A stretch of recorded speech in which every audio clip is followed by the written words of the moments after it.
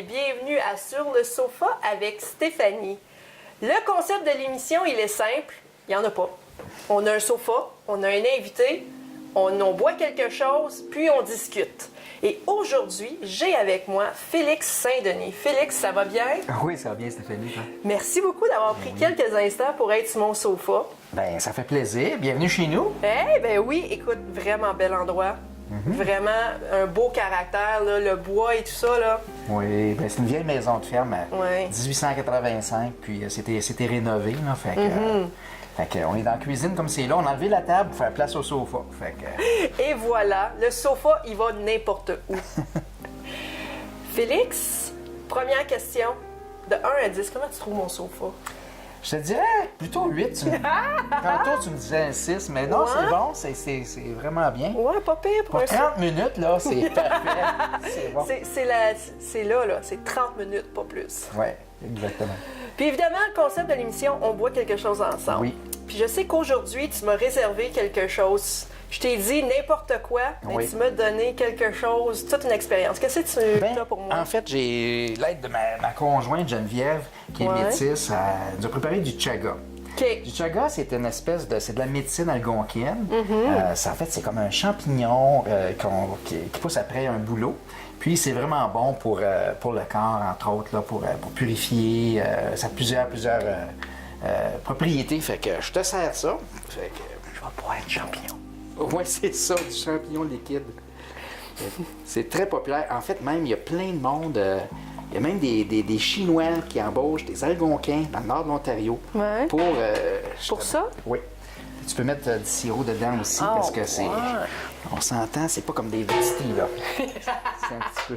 Hey, On j'ai est- même le sirop d'érable. On est direct dans la nature, là. Fait que. Ouais. Puis t'en bois pas 3 litres, mettons. Non? Non. Non? Non, à moins que tu veux vraiment tout te purifier, là, ça. Ça a des propriétés qui guérissent. Ben en fait, oui, c'est au niveau des. Ça enlève les toxines dans le corps, entre autres. Puis, donc, c'est vraiment une vieille médecine, en tout cas. Là. Fait que, Alors aujourd'hui, je prends des champignons puis je prends des médicaments. oui, des chaga. Chaga. Fait que c'est bon.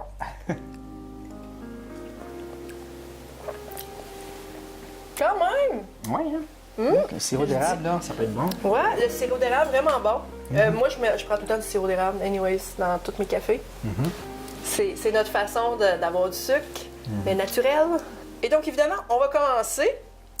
D'où viens-tu, Félix? Moi, je suis originaire, j'ai grandi entre Hawkesbury puis Chute-à-Blondeau. Ouais. Fait que, donc, j'ai toujours demeuré ici dans l'Est ontarien. Je viens d'une famille en fait, anciennement de cultivateurs, de génération en génération, mais mon grand-père est devenu un fabricant de meubles, entre autres. Il y avait un magasin général à Chute-à-Blondeau. Ma grand-mère était enseignante, une des premières. Dans le temps du règlement 17, même, avait, Ah ouais? il avait même pratiqué sa classe à repousser un inspecteur quand il était venu chercher à faire son enquête. Les jeunes sortaient, ils avaient pratiqué, les jeunes sortaient par les fenêtres de l'école. Il allait dessouffler ses pneus, puis le gars était découragé finalement. Fait que je viens d'une famille vraiment de cultivateurs, d'anciens, de façon plus lointaine, mais en même temps aussi d'enseignants, des gens vraiment engagés dans l'éducation, dans la francophonie ontarienne aussi. Fait que j'ai toujours grandi là, dans la région ici. Fait que... Donc, j'imagine que si tu me dis ça, là, tu sais, ta mère était la première enseignante dans ce coin-là, elle était engagée, un peu contestataire. Ouais. Comment c'était vivre justement dans ce type d'environnement-là? Ben ça, c'était plutôt ma grand-mère. Ouais. Ma grand-mère, dans le temps, parce qu'on parle de règlement 17, là, on parle Ouais. elle était en 1925 à l'époque. Mais mon père, lui, il était vraiment Ouais. très, très actif Ok. au niveau de la francophonie, énormément. Fait que, donc, il était président de la Cour provinciale. En 1975, il y avait une campagne qui s'appelait C'est le temps. Il y avait plein de franco-ontariens qui pourraient avoir des services en français. Avoir, par exemple, ta contravention en français, des services juridiques en français. Ils faisaient exprès, ils se faisaient attraper par la police. Puis quand il avait lui donner un billet, ben, il demandait des services. Il était prêt à aller jusqu'en prison. Mon père s'est pas rendu là. Il était bien découragé. Il souhaitait bien gros, là, comme du monde, comme Jean-Claude Pelletier, plein d'autres l'ont fait.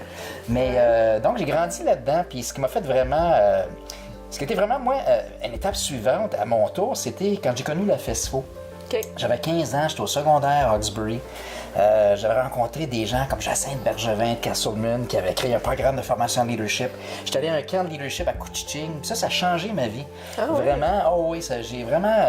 tu sais, dans notre région ici, être franco-ontarien, c'est facile. Oui. Surtout à Hawkesbury. Absolument. C'est la rue chez nous. Tous mes amis anglais parlaient en français. C'était vraiment le contraire. C'était un C'est petit peu vrai. comme à Hearst, c'est la même chose, là, mais pas grand place comme ça en Ontario. Non. Puis quand j'étais allé ces premiers événements-là avec la FESFO, ben, c'est là que j'ai compris qui qu'on était. Une immense gang. Puis dans le fond, je suis tombé en amour avec une fille de Belle-Rivière. J'ai eu des colocs plus tard à l'université, qui c'était les gars d'Iroquois Falls dans le nord de l'Ontario. OK. Donc ça a vraiment été un petit peu mon baptême actif dans la francophonie ontarienne. Même j'avais toujours grandi avec mes parents, on faisait le tour de la province. Là, c'était un petit peu à mon tour de pouvoir faire une différence. Fait que... Dis-moi, Félix, quel type de personne t'étais quand t'étais jeune? T'étais quel type de jeune? Ben, pas mal très actif. J'aimais ça participer beaucoup. Très créatif. Dans l'une aussi, des fois. Artistique. Je me rappelle, c'est la rue chez nous, je me donnais à être un des plus vieux. Fait qu'à chaque semaine, on avait des thèmes. Soit qu'on jouait à l'armée, aux mousquetaires, plein de choses comme ça.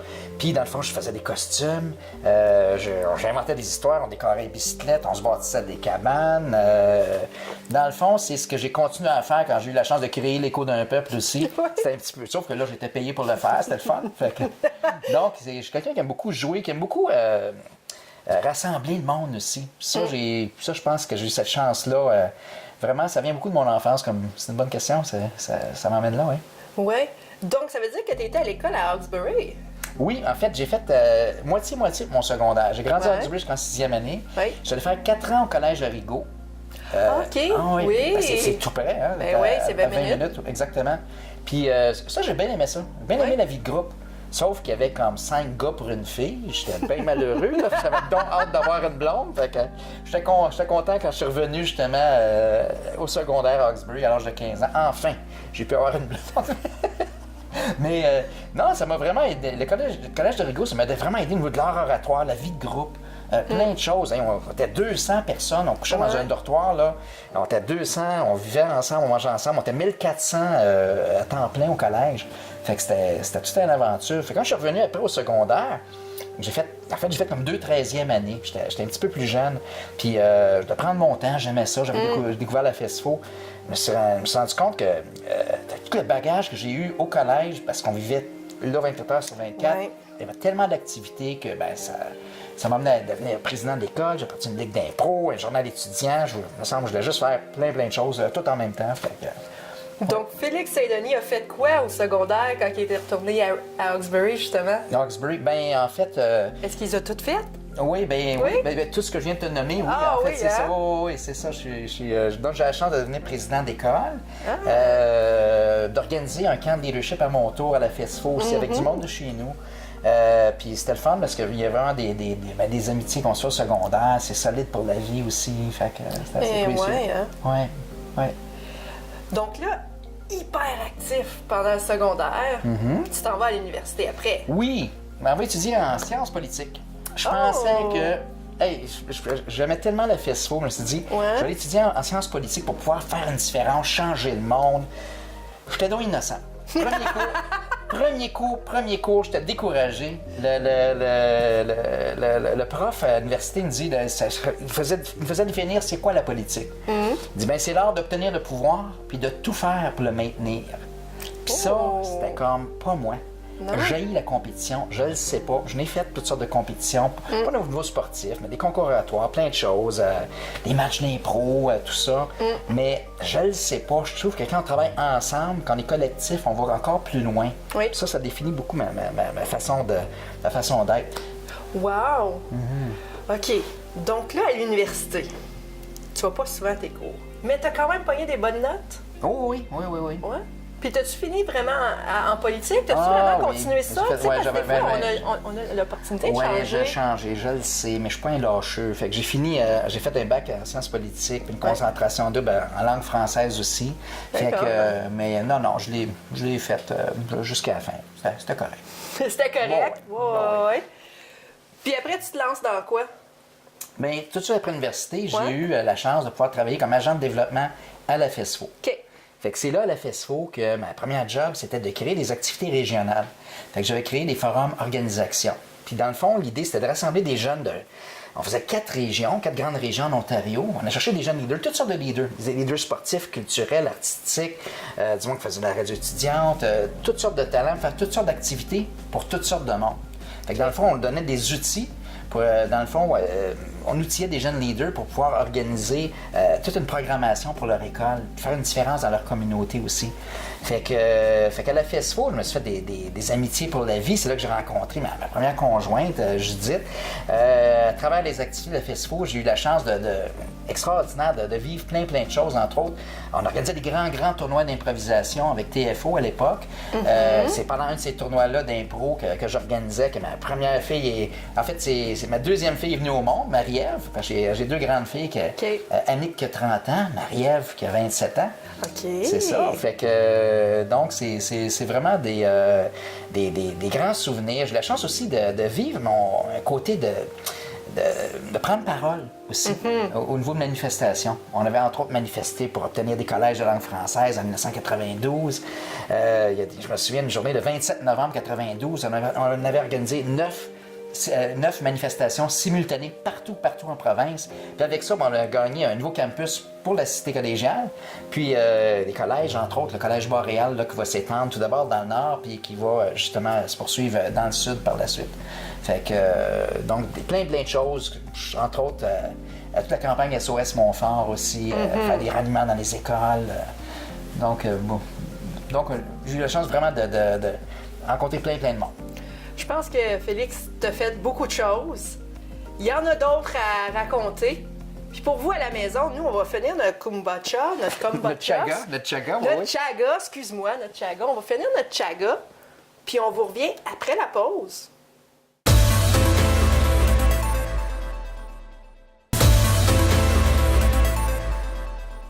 Bon, ben, on est de retour. Je ne pouvais pas me passer de chaga. J'ai pris une deuxième tasse de chaga et je suis toujours en compagnie de Félix Saint-Denis.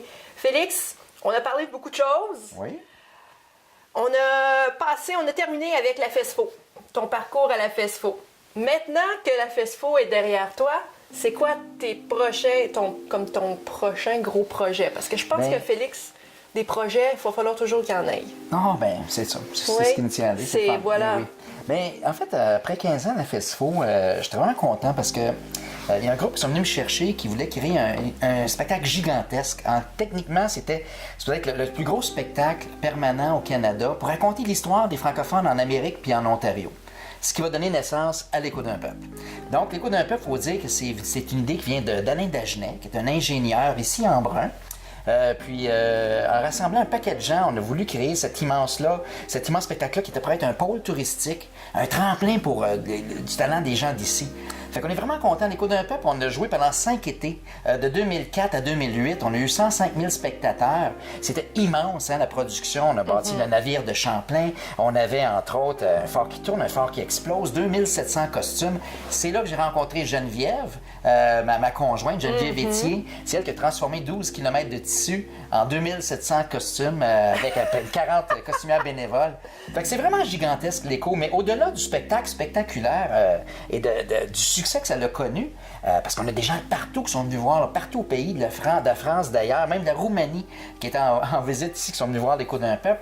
Ce qui était vraiment impressionnant, c'était le spectacle qu'on voyait en coulisses. C'était 4 générations sur scène de bénévoles, des gens qui étaient prêts à s'engager là, pendant des dizaines et des dizaines d'heures de répétition du mois de février jusqu'à la fin de l'été, dans le fond, parce qu'il faisait une vingtaine de spectacles pendant l'été. Fait que ça, c'est vraiment un beau projet qui a uni aussi nos communautés, nos villages, nos esprits clochés là, de compétition, des fois. Ouais. C'est vraiment devenu un esprit de coopération. Ouais. Puis ça, on a pu vivre ça puis développer ça à l'Écho d'un peuple. Après le dernier grand spectacle en 2008, on a poursuivi. On a commencé à faire des grands spectacles en région. Donc, on a commencé par Welland, puis on a fait une trentaine de régions où on allait recruter. On partait avec un autobus de comédiens et de comédiennes de chez nous, 50 personnes de chez nous, puis on recrutait un autre 200 personnes là-bas, dans chacune des régions qu'on visitait, surtout en Ontario, un petit peu au Québec. On a même fait l'histoire des francophones au Nunavut aussi, fait que ça c'était assez spécial. Fait qu'on a fait des grands spectacles en région, on a fait des tournées.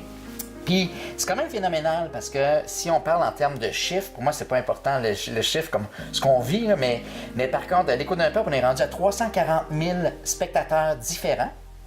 Puis on a mis en scène le chiffre record. En fait, on a dépassé l'hiver passé 30 000 comédiens. On est rendu à 31 500, comme c'est là cette année, comédiens différents qui ont joué dans une des productions d'Écho d'un peuple. Ça, il n'y a pas grand spectacle au pays. Mais non.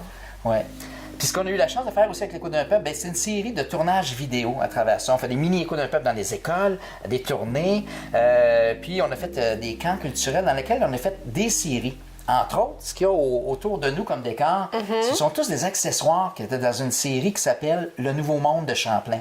Okay. Ça, c'est une web-série. C'est 7 émissions de 30 minutes. C'est sur YouTube.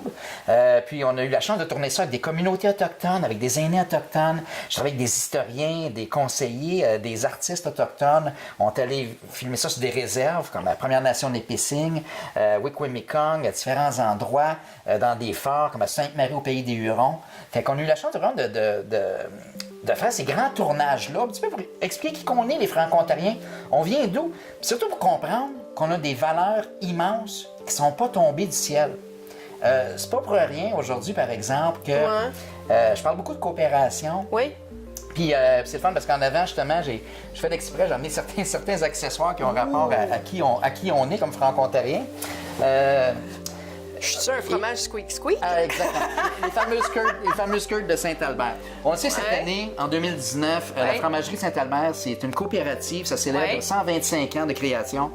Si c'était pas, selon moi, des Autochtones qui nous ont appris à travailler ensemble, comme moi, mes ancêtres cultivateurs, ils ont fait des billes pour bâtir des fermes, parce qu'il faut comprendre que les gens, à l'époque, quand ils arrivaient de l'Europe, de la France, ils étaient vraiment compétitifs, ils étaient en pyramide. Tu avais le chef, tout le monde obéissait, c'était un contre l'autre. Il y avait même Champlain, à de se faire assassiner par... il y a eu un complot contre lui, à même, c'est les gens qui avaient embauché. Fait que, si, selon moi, si c'était pas des Algonquins, des Anishinaabe, les Wendat qui nous ont montré à travailler ensemble dans un esprit de partage total, on n'aurait pas créé des coopératives, puis on n'aurait pas peut-être une fromagerie de Saint-Albert qui est un succès national, tu sais. Fait que ça, c'est certaines de nos valeurs aussi. Les Franco-Ontariens, je pense qu'on est près de la terre. Oui. J'ai emmené les bleuets parce que je trouve ça intéressant. Bleuet, ça c'est notre premier mot franco-ontarien. C'est Samuel de Champlain qui, à un moment donné, se promenait. Il était dans la région de Mattawa en 1615. Il prend ce petit fruit-là qui est rond, qui est bleu. Il sera sucré, c'est pas trop comment appeler ça. Puis, dans le fond, dans son journal, il appelait ça un bleuet. Le mot existait pour autre chose, mais c'est notre premier mot franco-ontarien. Fait que c'est ça. Puis, à côté, j'ai du chocolat, du cacao qui vient de la Côte d'Ivoire et qui vient d'Afrique. Quel est le rapport avec nos valeurs anciennes et modernes? Déjà, avec Champlain, il y a 400 ans, il y avait déjà des Africains. Comme Mathieu da Costa, c'est son premier interprète. Il était portugais-africain. Et de plus en plus, je trouve, les Franco-Ontariens, on est chanceux. On accueille des gens de plus en plus qui viennent, entre autres, de 5 pays d'Afrique, qui viennent enrichir nos communautés. Puis ça, c'est des richesses extraordinaires. Si on parle de la Côte d'Ivoire, moi je pense à Yao, qui est chanteur, évidemment, qui est comme l'artiste de l'heure, le R premier, Kimia, Ferline Régis, qui est en train de. En fait, qui est haïtienne, donc d'origine haïtienne, africaine lointaine, au niveau de ses ancêtres. Donc ces gens-là qui viennent d'un peu partout à travers le monde, ils viennent vraiment depuis 400 ans, mais de façon de plus en plus nombreuse, enrichir notre francophonie. Puis dans l'Est ontarien, je suis content qu'on commence à s'ouvrir cette franco-force-là de la diversité. Oui. Pour moi, c'est une grande richesse. Fait que... Est-ce que... Bon, mais on parlait de diversité. On n'en a pas autant qu'on aimerait avoir, nous, dans l'Est ontarien. Est-ce que c'est parce qu'on a moins à offrir à eux ou c'est juste simplement ils savent pas qu'ils peuvent venir ici dans la région et s'installer? Est-ce qu'il y a comme une façon de... Y a-t-il une raison là-dessus? Bien, ce qu'il faut comprendre, c'est ce qui se ressemble s'assemble. Oui. Tu as des gens qui viennent ici pour différentes régions. Si je pense, entre autres, à des gens qui viennent d'Haïti ou de certains pays africains, souvent, ce sont des gens... entre autres, on a des prêtres congolais qui sont venus ici par mission, mais on en a des Congolais, entre autres, qui sont venus chercher ici un monde meilleur. Fait que c'est sûr que quand tu arrives, tu débarques, que ce soit à Toronto, à Ottawa ou à Montréal, tu vas te retrouver en centre urbain, c'est plus facile de te retrouver parmi les tiens. Ouais. Par contre, évidemment, on a de plus en plus de gens qui commencent à déborder d'Ottawa, à déborder de Montréal aussi par Hawkesbury, et qui commencent à habiter avec nous. Mais il y a toujours eu quand même des gens de différentes origines. Moi, justement, je parlais de mon père qui était enseignant à Plantagenet à l'époque. Il y avait un Haïtien qui s'appelait Louis René. C'était le premier enseignant au CSD-CEO, qui était en fait, le premier noir qui était d'origine haïtienne. Fait que c'était vraiment un pionnier dans ce sens-là. Mais aujourd'hui, de voir des jeunes leaders qui sont dans nos écoles, qui viennent d'Haïti, par exemple, comme Patricia Févry, qui est à Plantagenet aussi, tout ça, je trouve ça vraiment enrichissant de savoir que la présidente de la FESFO, qui est Lydia Philippe, qui est d'origine haïtienne, ça aussi, là, je pense qu'on a beaucoup évolué. Je pense qu'il faut juste ouvrir grand nos bras, grand nos cœurs. Ces gens-là, c'est des richesses. Non seulement ça nous prépare à mieux comprendre qu'on est comme franco-terriens, mais aussi ça nous fait voyager à travers ces personnes-là. C'est une richesse extraordinaire. Fait que, oui, je pense que oui, on est très ouvert à la diversité. Il faut faire de la place. Il ne faut pas juste leur demander de s'intégrer. Il faut inclure. Il faut sortir une chaise. Il faut inviter. Pas juste partager ce qu'on aime, mais aussi être curieux, poser des questions, aller goûter, aller jaser, aller entendre, aller vivre ce que ces gens-là sont. Puis il y a beaucoup plus de ressemblances que de différences. Puis tu me dis ça, puis tu as raison. Moi, je suis allée à Louis Riel. Puis, tu sais, je veux dire, le multiculturaliste, tu peux pas en avoir plus qu'à Louis Riel, là, absolument. Là. Donc, tu sais, quand tu reviens dans l'Est ontarien, puis tu es comme encore particulièrement juste blanc, tu es comme, waouh! Mes meilleurs amis ont été des gens, j'ai eu des Arabes, des gens qui viennent de l'Afrique, j'ai même eu des gens qui viennent de l'Europe. Ils ont toutes leur personnalité, ils sont toutes vraiment hot, mais, my God, que c'était le fun de parler avec eux. Non, oui. Ah non, tu vois que c'est une pensée plus globale, tu sais. On a dans l'Est ontarien une richesse au niveau... tu sais, je regarde des groupes comme les Rock Swamp, ça c'est cool parce qu'on est en train de c'est du trad rock, là, tu sais, dans le fond. Donc c'est vraiment une célébration de nos racines, mais en même temps, on a des racines mondiales, faut pas oublier ça. Les bâtisseurs de pays qui sont ici depuis 400 ans, c'était déjà multiculturel, les gars qui étaient avec Champlain puis les femmes. Parmi les filles du roi, il y en avait une qui venait de la Hollande, une qui venait de l'Allemagne, une qui venait du Brésil, imagine-toi. Fait que on est plus multiculturel qu'on pense de souche. Fait que on est pure laine, mais pure laine et colorée, tu sais. Donc, évidemment, au niveau franco-ontarien, on s'entend pour dire que Félix Saint-Denis, il est très connu. Bien, j'ai la chance de voyager avec lui et de rencontrer plein de monde. Fait que... Puis là, tu m'as parlé de manifestation. On parle de Montfort. Oui. Mais là, je veux juste parler aussi de manifestation de ce qu'on a vécu décembre passé. Oui. Comment tu perçois ça, décembre passé? En fait, le 15 novembre 2018, pour moi, c'était vraiment, c'est pas moi qui ai sorti l'expression, une attaque frontale à la communauté franco-ontarienne. Se faire dire qu'on veut couper le commissaire au service en français, on vient de dire qu'on ne mérite pas d'exister. Et ça, l'esprit de la loi sur les services en français qui a été créé en 88, c'est justement dans le sens contraire de ça. Pour ne plus jamais se faire dire ça comme franco-ontariennes et des franco-ontariens. On est des bâtisseurs de pays. Les franco-ontariens et les franco-ontariennes, on est plus que les 3 territoires du Nord-Ouest et 2 autres provinces calculées ensemble. Là, on a le pouvoir des nombres. On a toujours bâti ce pays avec les autres. Fait que pour moi, c'est sûr que c'était comme une claque en pleine face. Ça faisait mal de se faire couper l'Université de l'Ontario français, qui n'était pas juste un projet. Là, c'était accordé. On avait commencé à écrire des programmes, on avait embauché des gens. C'était inutile. Surtout quand on sait que c'est 0,1% du budget total de ces dépenses au niveau universitaire. Donc, c'était pas des coupures au niveau financier, c'était idéologique. On remettait en question notre place. Je pense que c'est important dans toute cette histoire-là, dans le mouvement de la résistance, c'est créer une résistance coopérative. C'est-à-dire qu'on travaille ensemble.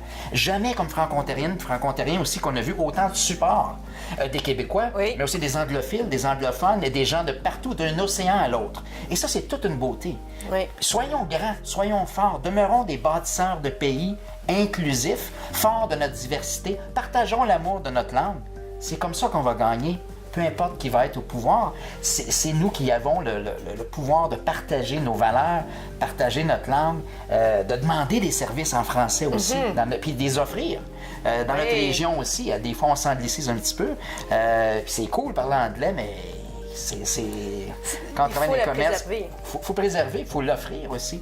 Fait que je pense, non, je suis très confiant. Il y a des précédents avec Montfort qui ont été créés. C'est juste difficile de passer à travers tout ça, mais il faut garder la tête haute, il faut savoir célébrer. Un petit peu comme on a toujours fait depuis 400 ans. On travaille fort, on fait des efforts, il y a des sacrifices des fois. Mais si on s'unit, comme disait la FSO, on veut, on peut, on s'unit, on l'aura. On le dit à l'écho d'un peuple, on marche vers l'avenir, côte à côte, main dans la main. Puis je pense que c'est comme ça qu'on va réussir. J'aime ton message. Félix, dernière question. C'est quoi le futur pour Félix Saint-Denis en ce moment même? Bien, moi, je suis content. J'ai plusieurs choses. C'était une année mouvementée pour moi au niveau familial. Mon père, que j'adore, c'est un de mes grands amis, il va pas bien. Il a un cancer, c'est un battant, mon père, c'est incroyable. Il n'y en a plus pour longtemps. On parle de quelques mois. En même temps, au mois de mai, je vais être grand-père. Pour la première fois, Annick, ma plus vieille, va avoir une petite fille, Maïla, qui va venir au monde. Fait que j'ai bien hâte à ça. Mes deux petits garçons, Olivier et Étienne grandissent. Ils ont 3 ans et 4 ans avec Geneviève. On est bien contents de vivre ici en campagne. C'est chez eux, ici en Brun.